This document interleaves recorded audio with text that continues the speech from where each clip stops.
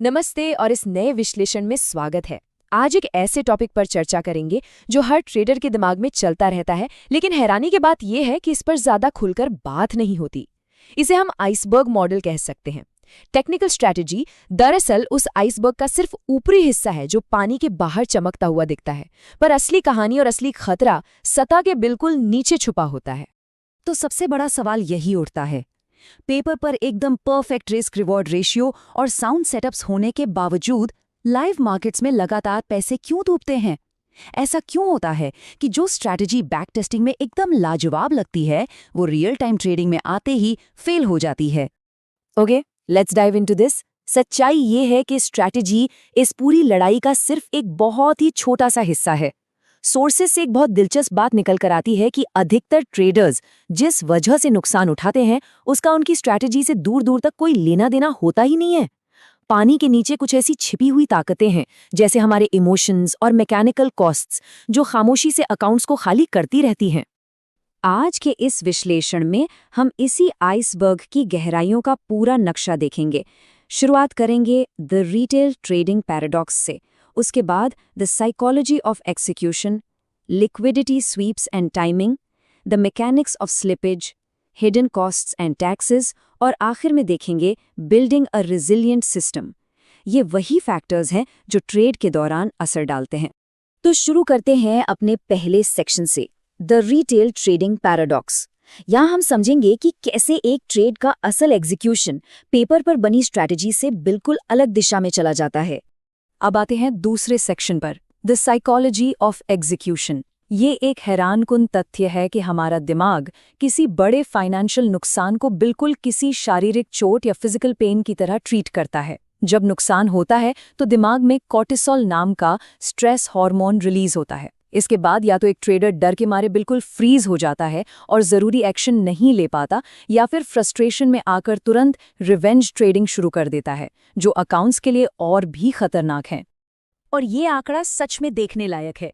एक स्टडी के अनुसार जो ट्रेडर्स प्री ट्रेड रूटीन और इमोशनल चेक इन्स का कंसिस्टेंटली इस्तेमाल करते हैं, उनका अपनी स्ट्रैटेजी पर टिके रहने का रेट 34% ज़्यादा होता है।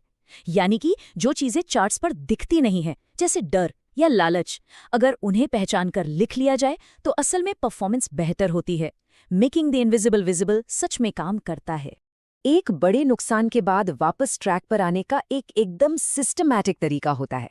पहला कदम है कूल ऑफ, यानी स्क्रीन से दूर हटना। दूसरा है रीथिंक, अपनी सोच को रीफ्रेम करना। तीसरा और सबसे दिलचस्प कदम है राइट, यानी लिखना। रिसर्च बताती है कि अपने अनुभव को पेन और पेपर से लिखने से दिमाग की एक्टिविटी फियर सेंटर से हटकर लॉजिक सेंटर की तरफ शिफ्ट हो जाती है। और चौथा आखिरी कदम है पेपर ट्रेडिंग के जरिए धीरे धीरे वापस ईज बैक करना। तीसरा सेक्शन है लिक्विडिटी स्वीप्स एंड टाइमिंग। ये इस आइसबर्ग का मैकेनिकल लेयर है। हमने अक्सर देखा है कि एक बढ़िया और वेल प्लान पोजीशन पहले स्टॉप आउट हो जाती है और ठीक उसके बाद मार्केट उसी एंटिसिपेटेड दिशा में एक बड़ा मूव दे देता है। ऐसा होता क्यों है?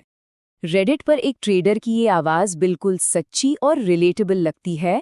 जिसे हम एक बैड सेटअप कहते हैं, वो आमतौर पर सिर्फ खराब टाइमिंग होती है। ये एक ऐसी फ्रस्ट्रेशन है जो लगभग हर किसी ने मार्केट में महसूस की होगी, जब अंदाज़ा तो बिल्कुल सही लगा लिया जाता है कि मार्केट कहाँ जाएगा, पर ट्रेड में एंट्री थोड़ी जल्दी हो जाती है। एंड दिस ब्रिलियंटली इलस्ट्रेट्स कि किन 3 एग्जैक्ट कॉन्फर्मेशंस का वेट करना कितना ज़रूरी है। पहला, लिक्विडिटी स्वीप, जहां प्राइस पर्पसली एक लेवल को तोड़ता है ताकि बाकी सब स्टॉप आउट हो जाएं। दूसरा, वहां से एक क्लियर रिजेक्शन आना। और तीसरा, मार्केट के स्ट्रक्चर में बदलाव दिखना। बड़े खिलाड़ियों की लिक्विडिटी बनने से खुद को बचाने के लिए इन कॉन्फर्मेशंस का सब्र के साथ इंतजार करना बेहद जरूरी है। चौथा सेक्शन है द मैकेनिक्स ऑफ स्लिपेज। आइए अब आइसबर्ग के और नीचे चलते हैं और उस छिपे हुए मैकेनिकल कॉस्ट को समझते हैं जो लाइव ट्रेडिंग के दौरान हमारे परफेक्ट पेपर रिटर्न्स को धुंधला कर देता है। स्लिपेज असल में होती क्या है? ये वो वेरिएंस या अंतर है जो मांगी गई कीमत और एक्चुअल एग्जीक्यूशन कीमत के बीच पाया जाता है। अक्सर लोग इसको प्लेटफॉर्म की गलती मान लेते हैं, पर सच तो ये है कि इसे एक अनअवॉइडेबल मार्केट रियलिटी के रूप में रीफ्रेम करना जरूरी है। जब लिक्विडिटी कम होती है और ऑर्डर बड़ा होता है, तो मैचिंग इंजन को अलग अलग लेवल्स पर ऑर्डर एग्जीक्यूट करना पड़ता है, जिसे टेक्निकल भाषा में वॉकिंग द बुक कहा जाता है।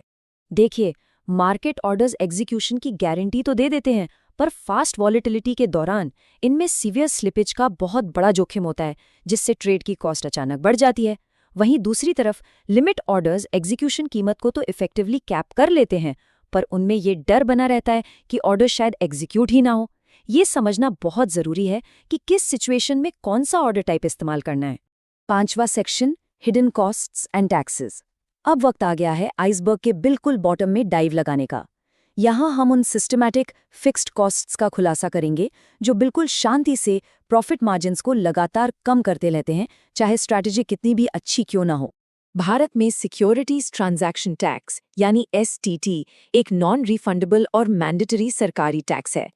इंट्राडे ट्रेड्स में ये सेल साइड पर लगने वाली एक इनबिल्ट फी है जो एग्जीक्यूट होते ही सबसे पहले तय प्रॉफिट को इंस्टेंट तरीके से काट लेती है। ये एक ऐसा डायरेक्ट डेंट है जिसे किसी भी हाल में इग्नोर नहीं किया जा सकता। Now what's really interesting about this data is कि ये हमें सीधी सच्चाई दिखाता है। बजट 2026 के नए रेट्स पर जरा गौर कीजिए। फ्यूचर्स और ऑप्शंस के लिए STT में एक भारी उछाल लाया गया है। फ्यूचर्स के लिए ये 0.02% से बढ़कर सीधा 0.05% हो गया है और ऑप्शंस प्रीमियम के लिए ये 0.1% से 0.15% पर पहुंच गया है। ये परसेंटेजेस देखने में भले ही छोटे लगते हों, पर हाई फ्रीक्वेंसी ट्रेडिंग में ये आराम से पूरे मार्जिन्स को खत्म करने की ताकत रखते हैं। और आखिर में छठा सेक्शन, बिल्डिंग अ रिजिलिएंट सिस्टम। अब वक्त आ गया है कि इन सभी लेयर्स को एक साथ मिलाया जाए और पूरा फोकस मार्केट को प्रिडिक्ट करने से हटाकर इन सभी हिडन फोर्सेस को इफेक्टिवली मैनेज करने पर लगाया जाए। तो इन सब बातों का एक होलिस्टिक सॉल्यूशन क्या निकलता है? एक मजबूत और रिजिलिएंट सिस्टम बनाने के लिए लिखित प्लान और इमोशन ट्रैकर्स का कंसिस्टेंटली इस्तेमाल होना ही चाहिए।